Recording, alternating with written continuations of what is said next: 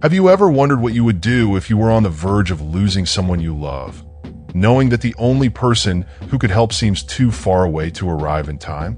That was the anguish that overwhelmed Martha and Mary when their brother, Lazarus, fell gravely ill. The only one they trusted to save his life was Jesus. But to their surprise, Jesus' response was not what everyone expected. The news came suddenly, like a heavy cloud of worry. Lazarus, Jesus' dear friend, was gravely ill. The distance between Jesus and Bethany was considerable, but the urgency of the message cut through the air forcefully. Martha and Mary, the sisters of Lazarus, sent word to him that their brother was near death. It was a desperate plea, one that carried with it the trust in Jesus, whom they had seen heal the blind, cleanse lepers, and even calm storms. If anyone could change Lazarus' fate, it was Jesus. However, something unexpected happened. Instead of immediately heading to Bethany, Jesus stayed where he was. Imagine the disciples, who had walked alongside Jesus for so long, casting confused glances at each other. Perhaps they expected Jesus to say something like, "Let's go, we need to leave now," but that's not what they heard. Instead, Jesus, with a serenity that seemed almost unsettling, said, "This sickness is not unto death, but for the glory of God, that the Son of God may be glorified through it." Jesus' words carried a deep mystery, something that didn't make sense at first glance. How could it not be unto death? The news from Bethany was clear, and the hopes of Martha and Mary depended on Jesus arriving as quickly as possible. However, he didn't seem to be in a hurry. It was as if he knew something that no one else did, something beyond human understanding at that moment. The disciples remained silent, observing. Perhaps John, the youngest among them, tried to decipher what Jesus was really saying. Peter, always impulsive, probably frowned, resisting the urge to ask why they weren't leaving immediately. And then time began to pass. Each minute that dragged on felt like an eternity to those who knew the urgency of the situation in Bethany. Martha and Mary, far away, surely looked out at the horizon, hoping to see the familiar figure of Jesus and his disciples walking down the road toward their home. But each time the sun moved further west, hope began to falter. The shadows of uncertainty fell over the sisters' home, and the air grew heavier with the looming pain. And yet, Jesus stayed where he was. But this apparent delay had a purpose. What no one around Jesus could understand at that moment was that he didn't see time the way others did. He was orchestrating something much bigger, something that would not only touch the hearts of Martha and Mary, but would forever change how everyone understood God's power over life and death. The clock continued to tick. Lazarus' heart stopped beating, and yet Jesus did not move. Was he too late? Were Martha and Mary doomed to mourn Jesus' absence in their darkest hour? The news of Lazarus' illness reached Jesus like a wind carrying a dark omen. His disciples, uneasy, watched his reactions with attentive eyes, expecting him to immediately rise and head toward the friend's house. After all, Lazarus wasn't just a name among the many whom Jesus had healed. He was a dear friend, someone who had shared intimate moments with the Master. The weight of Martha and Mary's request was palpable, filled with desperation and urgency. But something unusual happened.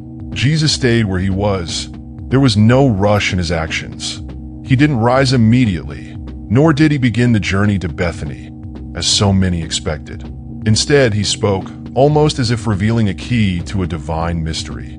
This sickness is not unto death, but for the glory of God, that the Son of God may be glorified through it. The words fell into the atmosphere like a stone dropped into calm waters, creating ripples of confusion and questions. The irony was there latent. How could the death of someone so loved serve for God's glory? His disciples exchanged uncertain glances, each struggling to reconcile this statement with what they knew about Jesus' power. Not unto death. They were perplexed. The illness so advanced would surely end in death. So, how could something so final, so irreversible, be used as a demonstration of divine glory? This is where the irony of Jesus deepens, touching on the most delicate fibers of human mortality. He knew the outcome. He saw beyond the limitations of time and space. But his disciples, Martha and Mary, those words were an enigma, a foreshadowing of something that transcended common understanding. The human mind, so limited by the finiteness of life, could not grasp what he was about to do. And still, he did not move. Every second that passed felt like a hammer blow, driving hope even further away from Martha and Mary in Bethany. To them, Lazarus' illness had surely followed the path of all terminal illnesses. Yet Jesus remained calm, as if time itself was his servant. This calmness, almost unsettling, raised more questions than it answered. If he truly loved Lazarus as he said, why hesitate? Why wait when every moment seemed crucial? The answer, however, was not in man's time, but in God's time. The heavenly clock ticked differently, and what seemed like a delay was, in fact, the perfect preparation for something much greater. What no one knew, not even those closest to Jesus, was that this moment of apparent inactivity was a prelude to an unprecedented revelation. And while the disciples murmured among themselves, their minds trapped in the finiteness of life, Jesus looked out at the horizon, knowing that soon that horizon would be shattered in ways they could never imagine. Days began to drag on, and the tension in the air was palpable. The disciples looked at Jesus, anxious, perhaps even impatient. Lazarus, the beloved friend, was on the brink of death, and yet Jesus remained still, like a rock in the midst of a storm. Time, for mortals, moved too fast, especially when a life was at stake. With each passing hour, hope faded, and the murmurs among the disciples grew louder. "Why aren't we going?" they whispered among themselves. Peter, always impulsive, looked at Jesus with a mix of frustration and doubt. He couldn't understand the reason for the delay. The other disciples, equally perplexed, observed the enigmatic patience of the Master, but doubts grew in their hearts. The distance between them and Bethany, where Lazarus was, seemed to grow not only physically, but also emotionally. They knew something was at stake, but they couldn't decipher what. The sun rose and set on the horizon, marking the relentless passage of time. Lazarus, now on his deathbed, was in critical condition. Martha and Mary, on the other hand, waited for a miracle that seemed increasingly distant. Anxiety took hold of them, a knot in their stomachs tightening more and more. Their hope lay in Jesus' hands, and yet the Master had not come. The irony of that moment hovered like a shadow over everyone. Jesus, who had the power to heal with a simple word, had healed strangers from afar, but now, in the face of his own friend's illness, he remained silent, observing the unfolding events with an almost supernatural calm. Time, which for everyone else felt like a sentence, for Jesus was just a piece of the divine puzzle he was about to reveal. As time slipped away, the hope that Martha and Mary held on to began to crumble. The days turned into a haze of mourning, and the sense of impending loss was almost unbearable. Footsteps echoed emptily through the house in Bethany, where the silence of expectation had given way to the silence of sorrow. Lazarus was no longer just sick, he was dying. On the other side, the disciples watched the serene face of Jesus. Did he not know? Did he not understand the urgency of the moment? They couldn't foresee that every minute that passed was part of something much bigger, a plan that tested not only Martha and Mary's faith, but also theirs. And then the decisive moment arrived. Lazarus no longer breathed, and Martha and Mary saw their hopes buried along with him.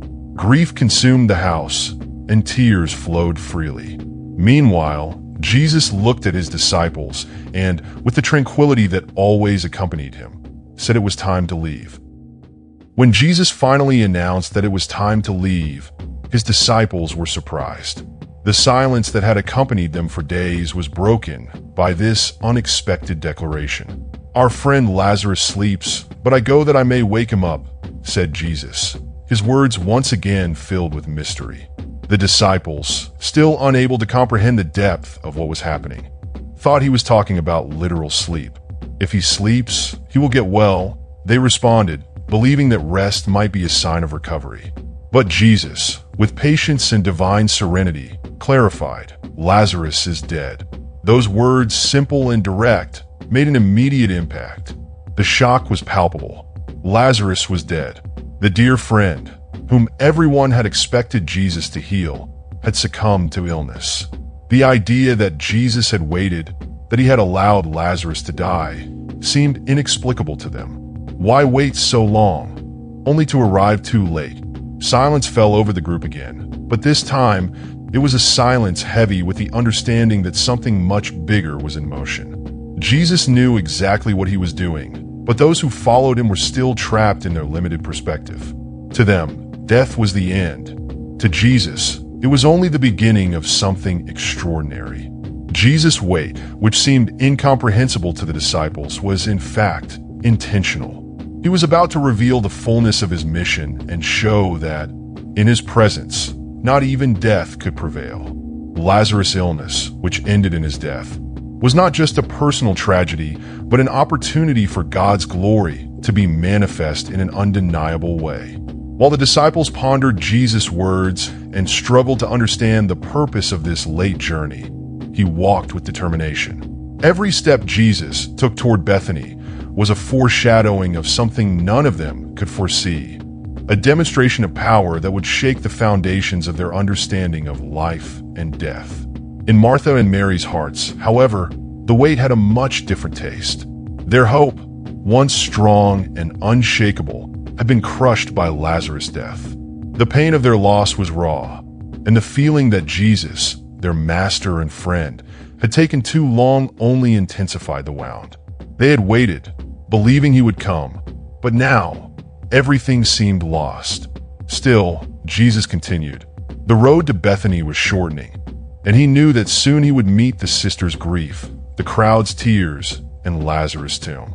But while others saw only a scene of loss, he saw a divine opportunity, a moment when the true nature of his mission would be revealed. News of Jesus' arrival spread quickly through Bethany. Martha, always the more practical and determined of the sisters, didn't wait for him to reach the house. She went out to meet him, driven by a mix of emotions that had been building since Lazarus' death. When she saw Jesus in the distance, her steps quickened. Her eyes were marked by pain and exhaustion, but there was something deeper, a faith that, though shaken, had not disappeared. Lord, if you had been here, my brother would not have died. Her voice was firm, but it did not hide the pain and lament. The words came out like an accusation, but also as a sincere outpouring, a cry of anguish from someone who had lost a loved one. Martha believed in Jesus' power, knew he had the ability to heal, but she couldn't understand why he had waited so long. She wasn't questioning Jesus' love, but his timing. However, deep in her heart, Martha still held onto a spark of hope. But even now I know that whatever you ask of God, God will give you. This statement, made with tear-filled eyes and a trembling voice, revealed the depth of her faith. Even in the midst of tragedy, she didn't understand what was to come, but she still believed that Jesus had access to something beyond her understanding. Jesus, looking at Martha with compassion, responded with words that would echo through eternity. Your brother will rise again. To Martha, this response sounded like a confirmation of what she already knew in theological terms. I know that he will rise again in the resurrection at the last day, she replied, referring to the Jewish belief that the dead would rise at the end of time. But Jesus wasn't talking about a distant event. He was about to completely redefine what she thought about resurrection. Then, Jesus made a declaration that would change history. I am the resurrection and the life. He who believes in me, though he may die, he shall live. And whoever lives and believes in me shall never die. Those words were like thunder in Martha's heart. He wasn't talking about a future truth. He was affirming that the very source of life was standing before her, that the power over death wasn't just something distant, but present in him at that very moment. Do you believe this? Jesus asked, with a deep gaze that seemed to penetrate Martha's heart. It was a question that challenged not only her understanding, but her faith in the present. Martha, still struggling with pain, confusion, and hope, made one of the strongest declarations of faith ever recorded. "Yes, Lord, I believe that you are the Christ, the Son of God, who is to come into the world." Martha was on the verge of something she still didn't fully comprehend. And as those words hung in the air, there was another figure waiting silently. Mary. She too needed answers, and her encounter with Jesus was about to happen. As Martha returned to the house, Jesus remained on the road, his eyes fixed on the horizon, as if he could already see what was about to happen. Not long after, Mary, the other sister of Lazarus, arrived. Unlike Martha, who was practical and direct, Mary carried with her an aura of deep emotion. Her tears spoke before her words could be uttered. She fell at Jesus' feet, in a gesture that mixed pain, reverence, and a desperate search for answers. "Lord, if you had been here, my brother would not have died." The words were identical to Martha's, but they carried a different emotional weight. For Mary, the pain was more visceral, more immediate.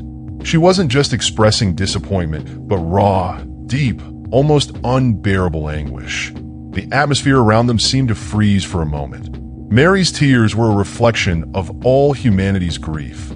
The grief over loss, mortality, the fragility of life. Those who accompanied her were also weeping, and their tears mingled with hers. The scene was one of despair, and everyone there, including the disciples, was wrapped in a blanket of sadness. Jesus, seeing Mary's weeping and those around her, was deeply moved. He, the Son of God, the one who had all power over life and death, felt his friend's pain as if it were his own. The scriptures tell us that Jesus, in the face of Mary's pain and the crowd's sorrow, wept. This moment reveals something extraordinary.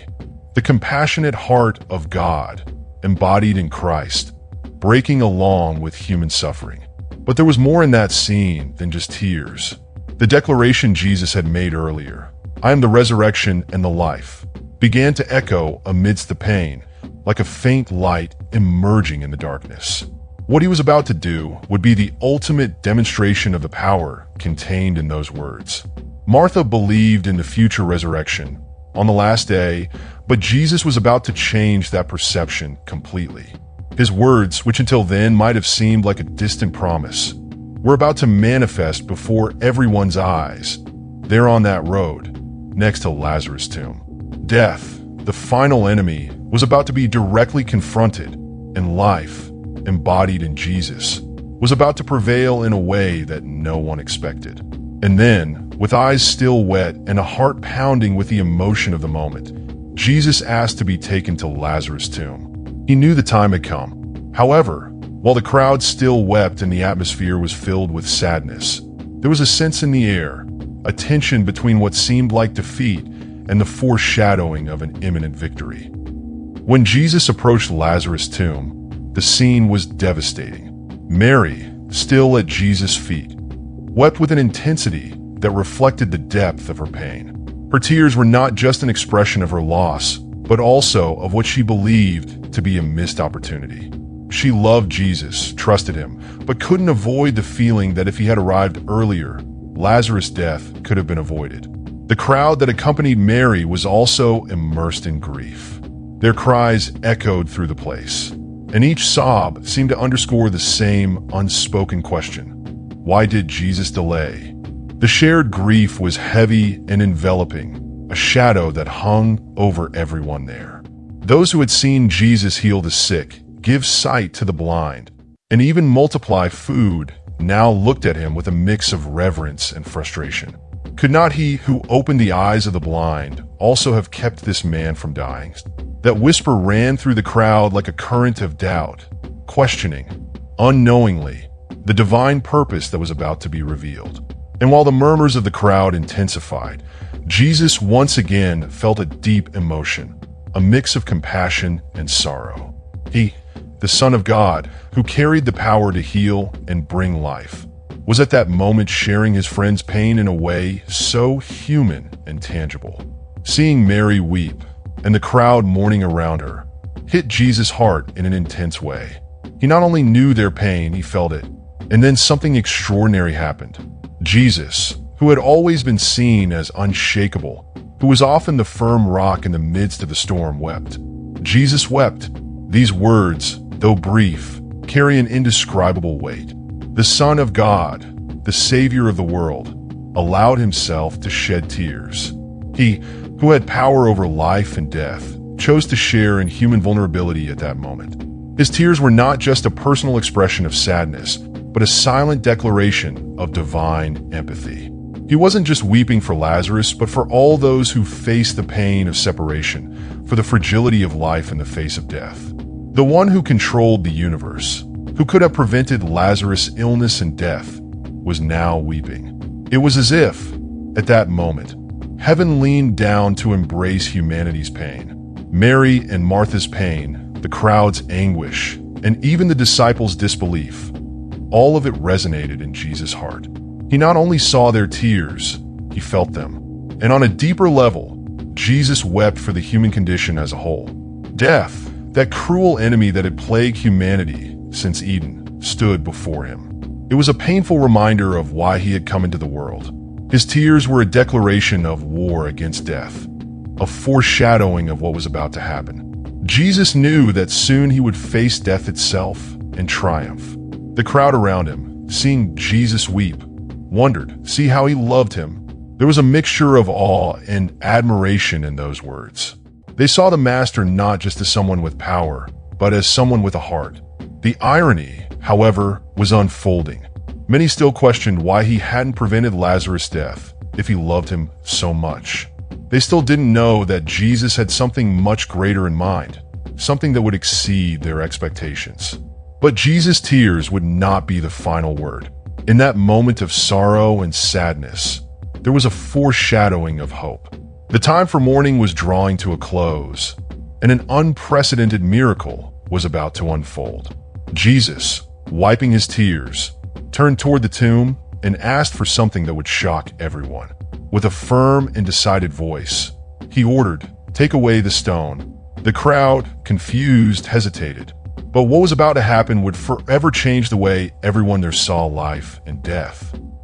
As Jesus approached Lazarus' tomb, the emotions in the air reached their peak. Mary and the crowd's sadness was almost tangible, enveloping the place like a heavy cloak of mourning.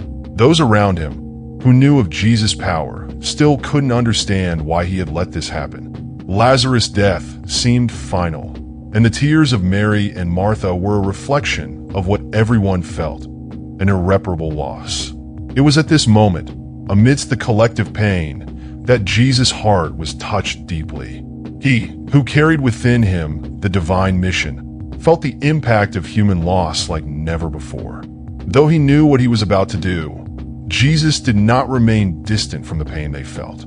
His friends' mourning became his mourning as well. Jesus wept. This phrase, the shortest in the gospel, carries indescribable weight. The Son of God, the Savior of the world, allowed himself to shed tears. He, who had power over life and death, chose to share in human vulnerability at that moment. His tears were not just a personal expression of sadness, but a silent declaration of divine empathy. He wasn't just weeping for Lazarus, but for all those who face the pain of separation, for the fragility of life in the face of death. The one who controlled the universe, who could have prevented Lazarus' illness and death, was now weeping. It was as if, at that moment, heaven leaned down to embrace humanity's pain. Mary and Martha's pain, the crowd's anguish, and even the disciples' disbelief. All of it resonated in Jesus' heart. He not only saw their tears, he felt them. And on a deeper level, Jesus wept for the human condition as a whole. Death, that cruel enemy that had plagued humanity since Eden, stood before him. It was a painful reminder of why he had come into the world. His tears were a declaration of war against death, a foreshadowing of what was about to happen. Jesus knew that soon he would face death itself and triumph. The crowd around him, seeing Jesus weep, wondered, see how he loved him. There was a mixture of awe and admiration in those words. They saw the master not just as someone with power, but as someone with a heart. The irony, however, was unfolding. Many still questioned why he hadn't prevented Lazarus' death if he loved him so much. They still didn't know that Jesus had something much greater in mind, something that would exceed their expectations. But Jesus' tears would not be the final word. In that moment of sorrow and sadness, there was a foreshadowing of hope. The time for mourning was drawing to a close, and an unprecedented miracle was about to unfold. Jesus, wiping his tears, turned toward the tomb and asked for something that would shock everyone. With a firm and decided voice, he ordered, "Take away the stone." The crowd, confused, hesitated. But what was about to happen would forever change the way everyone there saw life and death. When Jesus, with firm and decided words, ordered the stone to be removed, the impact of his command reverberated through the entire crowd. Lazarus' tomb, a cave sealed by a large stone, seemed to be a final symbol of death. For many, Jesus' request was incomprehensible, even impossible. After all, Lazarus had been dead for 4 days. According to the beliefs of the time, the body had already begun to decay, and the thought of opening the tomb seemed an affront to reality. Martha, ever practical, hesitated. "Lord, by this time there is a stench, for he has been dead 4 days," she said, her voice marked by a mix of faith and rationality. To her, as to many, Lazarus' death was definitive. Even with the promise Jesus had made, "I am the resurrection and the life," the reality of death still seemed too overwhelming to be contested. But Jesus, with patience and compassion, turned to Martha and replied, "Did I not say to you that if you would believe, you would see the glory of God?" It was a gentle but firm reminder that faith must precede logic, and that God's power is beyond human comprehension. What he was about to do wasn't just a physical miracle. It was a demonstration of divine glory that would surpass all expectations. Death, the ultimate enemy, was about to be challenged in an unprecedented way. The air around them became thick with anticipation, and the crowd fell silent. People looked at each other, murmuring in low voices, trying to understand what Jesus intended.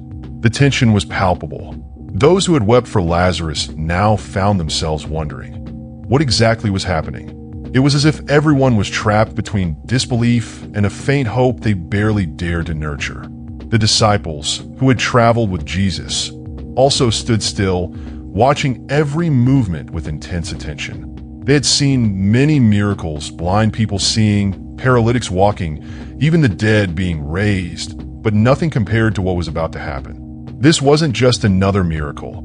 It was a direct confrontation between Jesus and death itself in the tomb of a beloved friend. Finally, the command was given. With a collective effort, some men began to roll away the heavy stone that sealed the tomb. The sound of the stone being moved echoed through the area, amplifying the tension and expectation. Every movement seemed to carry the weight of doubt and hope intertwined. The smell of death, which Martha had feared, was almost palpable, a cruel reminder of the human condition. But Jesus, unmoved and full of purpose, stood at the center of the scene, like a rock in the middle of a storm. He knew what he was about to do, and his confidence in the divine mission was unwavering. All eyes were now on him, awaiting the next step. There was no turning back. And then, with the stone finally removed, the tomb stood open before everyone. The darkness of the cave seemed to symbolize death's hold over Lazarus. But Jesus knew that this darkness was about to be shattered by a light no one there could have imagined. With solemn calm, Jesus lifted his eyes toward heaven and began to pray. The stone was removed, revealing the darkness of the cave where Lazarus had been buried. The smell of death, which Martha had feared, began to escape from the tomb, and the people around felt the weight of the reality that hung in the air. There lay the body of Lazarus, resting in the cold grip of death for 4 days, wrapped in burial clothes, separated from life by a barrier that, for them, seemed insurmountable. As the crowd murmured louder, their confused and incredulous glances turned toward Jesus. Many still didn't understand what he was about to do. For them, removing the stone wasn't just a bold act, but a meaningless gesture, an invasion of a tomb that, for all intents and purposes, had fulfilled its purpose. Yet Jesus remained calm and serene. He knew that every movement was part of a larger plan, a plan that transcended human understanding. Looking at the tomb, he didn't just see death. He saw the perfect moment for God's glory to be revealed. And before acting, he did something that surprised many. He prayed. Lifting his eyes toward heaven, Jesus said, "Father, I thank you that you have heard me." His words were full of intimacy and trust, as if he were talking to a friend. He didn't ask for anything in desperation, nor did he beg for a miracle. Instead, he gave thanks, demonstrating that God's power and were already in motion. Jesus knew that the Father always heard him, but he prayed aloud for the sake of those around him, so that all might know that the miracle that was about to occur came directly from God. The atmosphere changed. The murmuring of the crowd diminished, and the air became thick with expectation. Jesus' prayer seemed to build a bridge between heaven and earth, preparing the way for the impossible. The hearts of those present, once full of doubt and sorrow, were now filled with tension, bordering on awe. While the words of Jesus echoed through the place, those around him began to sense that something was about to happen, something that defied all the natural laws they knew. The open tomb, once a symbol of death's finality, now became the stage for a revelation. Then, with a firm gaze, Jesus stepped forward. His words, powerful and clear, broke the silence like a heavenly thunder. "Lazarus, come forth." The voice of Jesus carried the authority of the Creator himself, echoing through the valley and penetrating the depths of the cave where Lazarus' body lay. The silence that followed was deafening. Every person there held their breath, their eyes fixed on the darkness of the tomb, waiting, perhaps fearing what was about to happen. The seconds stretched as if time had stopped, and in every heart, the impossible seemed to be drawing near. The atmosphere around the tomb was filled with tension. Jesus' command, "Lazarus, come forth," echoed in the minds of all those present. The voice of Christ, powerful and unchanging, had been cast like a divine thunderbolt against the forces of death. And now, the crowd, once engulfed in mourning and doubt, found itself in a state of paralyzing expectation. Jesus, before all of this, had prayed that simple and confident prayer, "Father, I thank you that you have heard me," carried deep meaning. It wasn't a plea, but an affirmation of what he already knew. He wasn't asking for the miracle, he was giving thanks for it. It was an intimate dialogue between the Son and the Father, a preview that divine power was already in motion. The prayer wasn't for him, but for those around him. Jesus wanted everyone there to know that what was about to happen was a direct manifestation of God's power, not just an isolated act of magic or something temporary. The miracle of Lazarus would be a living sign of the connection between heaven and earth, proof that the Father and the Son worked in perfect harmony, and that life was indeed in God's hands. At that moment, before the miracle unfolded, time seemed to stand still. Everyone's gaze was fixed on the tomb. There was a dense silence, almost suffocating, as if the air itself was filled with anticipation. Jesus' words still echoed in the hearts of those present, planting seeds of hope that they dared not admit. Some in the crowd still whispered among themselves, perhaps skeptical, perhaps in disbelief. Others were so absorbed in what was happening that they could hardly breathe. Jesus' prayer, so serene and filled with authority, seemed to have created an invisible bridge between the world of the living and the world of the dead. And everyone there stood on that bridge, waiting for the impossible. The scene was filled with symbolism. The open tomb, the stone removed, the smell of death still fresh in the air. And there, in the middle of it all, Jesus, the very embodiment of life and resurrection, confronting what seemed to be the final end. Death, so invincible in human eyes, was about to be challenged in a way that no one could have predicted.